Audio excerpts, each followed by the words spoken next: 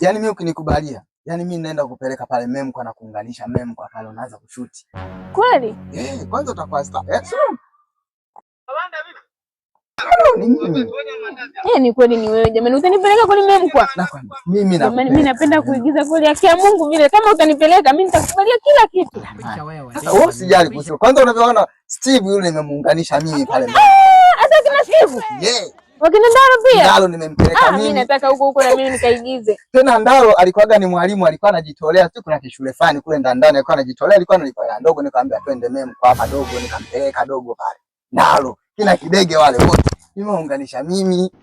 Mimi nataka huko sasa unipeleke na mimi nikafanya hiyo kazi anayofanya Steve. Na pale hatuna mhasibu pale. Nadhani mhasibu utakuwa ni wewe. Hiyo nzuri. Na mimi nataka niwe mhasibu, na mimi nataka niwe mkubwa zaidi kuliko hata wakina Steve. Ndio. Naona kina Ngadu nimempeleka mimi, Ngadu alikuwa mdogo. Nimempeleka mimi.